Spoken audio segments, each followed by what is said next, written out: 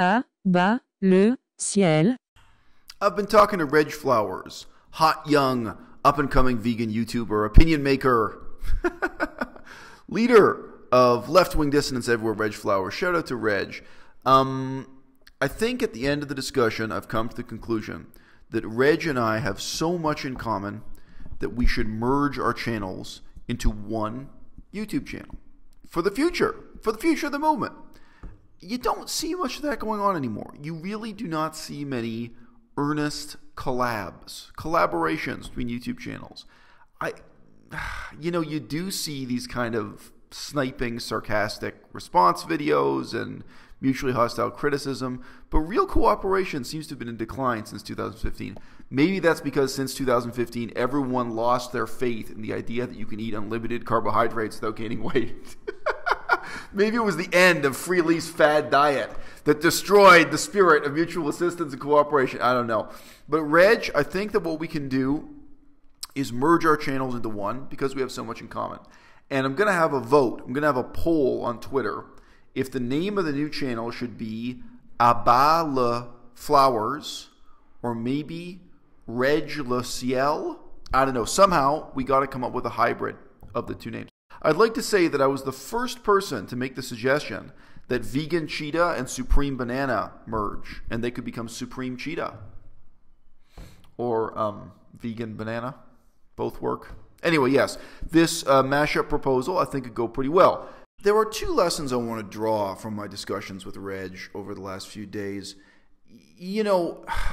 I think there are kind of different positive things for people in the audience to take away from this. One is, when you get into these types of political discussions with someone you maybe don't have a lot in common with, or maybe someone you do have a lot in common with, but the few things that are differences between you are insuperable obstacles to cooperation. The latter may be the case for Reg and I, which is a shame because, for the good of the movement, we should be building bridges across divisions much, much deeper than the ones that, separate me from Reg. In talking to Reg, I was reminded of the importance of really treating the other person's argument as earnest. Now, this is not a complaint. You can accuse someone of dishonesty. You can't just ask someone if they're really being serious or being honest. Sometimes somebody says something that's so unexpected and mind-blowing, you gotta ask, do you really mean that? Or are you just posturing? Is there something else you're getting at? I do understand that, and I've had a lot of political conversations where you do have to ask those questions.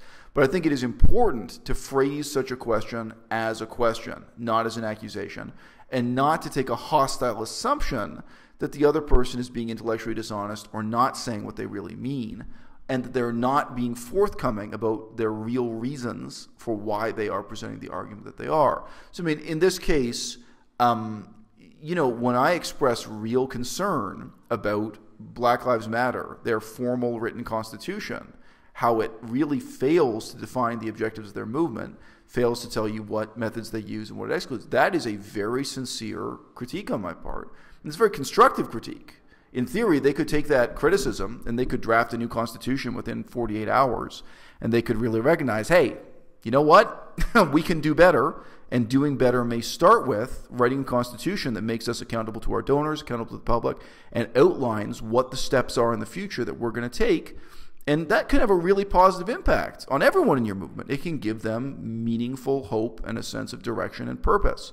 Like the slaying of Tamir Rice was shocking and tragic, and it was in newspaper headlines. But what is the way forward? When I look at the Constitution of Black Lives Matter, I don't see anything that gives me hope for the future or anything that addresses or redresses the underlying problems with why and how Tamir Rice got shot and died. And there are legal reforms. Anyone could sit down and come up with a list of new legislation that you want to change police services that would not just benefit, future people like Tamir Rice, but would have lasting impacts on how justice is served in the United States from coast to coast, obviously for white people as well as black people or Asian people or anyone else. If I were an American citizen, which I'm not, I'm Canadian, so I'm not involved in any way, the American legislation on so-called no-knock raids is horrifying. And again, it can victimize black people or Hispanic people or white people or anyone else. I did actually read a case, which was a Southeast Asian family, I'm sorry, I forget now actually if they were from Cambodia or Laos. I think they were Laotian when I read the story. You know, I saw their name and I thought, where are they from? And their baby, an infant, was facially marred for life. His baby was really, really seriously injured for the rest of its life, and apparently facial scarring.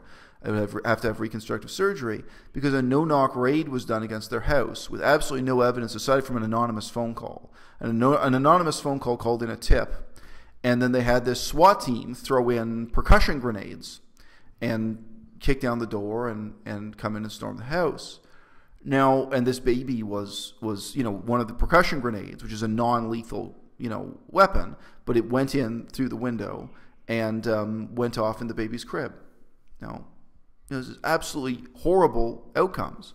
But everything about this process, this can be addressed by new legislation. Everything, if you make a flow chart, what went wrong in the Tamir Rice shooting, these things can be addressed by specific legislation. But now you look at the Constitution of Black Lives Matter, and there is no hope that they're going to do anything to address or improve police conduct in the United States. There is no possibility, and if you donate money to Black Lives Matter, you have a very, very vague sense. I mean, it's somewhat mystifying what they're going to do with that money. They're going to build a community. Again, you can see my earlier video. When you actually read the Constitution, what they're promising to do, how they're going to do it, it's much more worrying than it is promising. And on the flip side, as I pointed out repeatedly, they do not exclude violence, which I demand of everyone, even within the vegan movement. Even someone like Gary Yourofsky, it's very, very problematic from my perspective. I'm a harsh critic of Gary Yourofsky. And Gary Yourofsky, instead, from his perspective, he's a critic of the ALF, the Animal Liberation Front. He considers the Animal Liberation Front not violent enough. He is pro-violence, and he's not the only person in the movement who's taken that position. That is, I mean, it's an open source of debate. But given that I have this very strong anti-violence stance, even when we're looking at vegan activists who are relatively harmless, who are not taking on police services and state power in the same way, of course you should expect to see the same level of concern applied when I look at the Constitution of Black Lives Matter. I do genuinely feel that Black Lives Matter has squandered an opportunity to bring about positive political change, an opportunity of a kind that happens much less often than once per generation. It's incredibly rare to have the opportunity that they had, and they've squandered it. Now, you can disagree with me. Reg can disagree with me, and he does.